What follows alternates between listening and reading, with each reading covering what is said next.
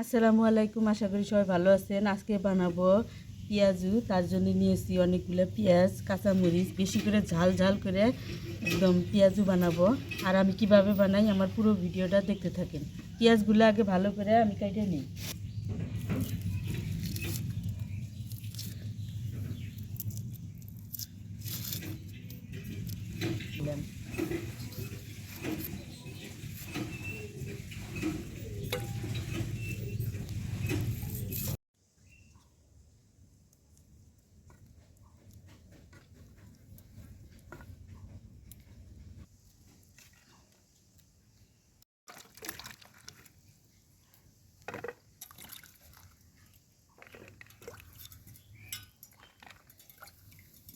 এই যে পেঁয়াজগুলো ছিলাইয়া ধুয়ে টুয়ে নিলাম। এখন এগুলাকে আমি কাটবো, কুচি কুচি করে কাটবো।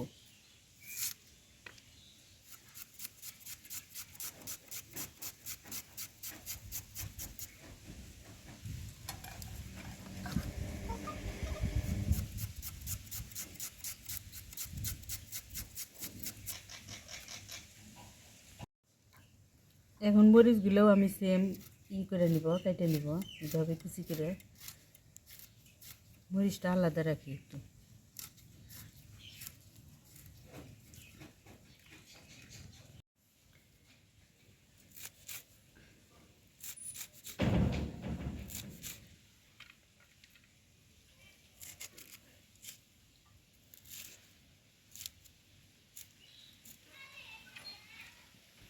যে পেঁয়াজগুলো কাটে নিছি, এখন একে একে সব উপকরণের মধ্যে দিয়ে মাখায় নিব। দিয়ে দিলাম বেশটা পরিমাণ ধনিয়ার পাতা, যে কাঁচামরিচ দিয়ে দিলাম, জিরা বাটা, রসুন বাটা আর আদা বাটা। আর এইখানে আছে গরম মশলা, তারপরে শুকনা মরিচ আর জিরা, এটাগুলা আমি ভাইজে গুঁড়া করে নিছি, সেটাও আমি দিয়ে দিলাম। আর 1 চামচের মতো দিয়ে দিলাম পাঁচফোড়নের গুঁড়া। আর দিয়ে দিলাম এই যে বেসন। দিয়ে দিব এই যে হলুদের গুঁড়া, মরিচের গুঁড়া।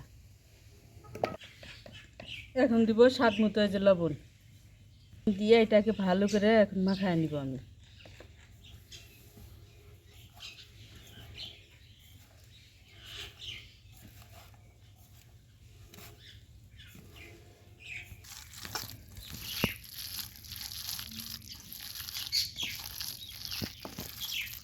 পেঁয়াজিগুলো এই যে ভালো করে মাখানো শেষ হয়ে গেছে। এখন এগুলো তেলের মধ্যে ভেজে নিব।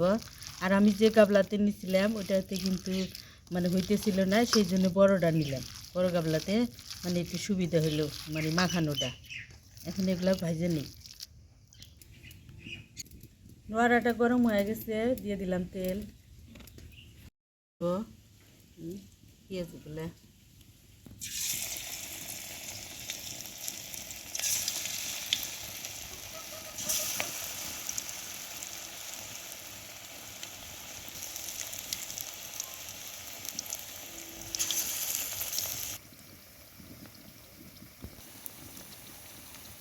গেছে, এখন উঠে দিই।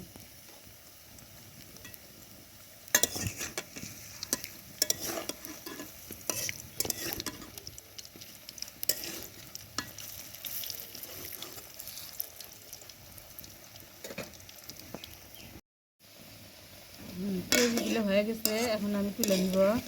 একদম মচমচা হয়েছে।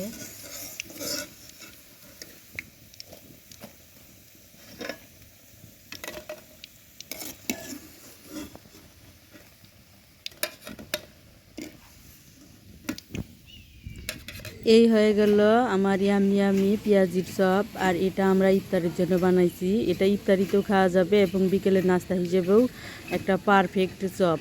এটা কিন্তু ভীষণ মজা হয়েছে আর মুচমুচে হয়েছে, একদম মুচমুচে হয়েছে। আর ভিডিওটি দেখার জন্য সবাইকে ধন্যবাদ।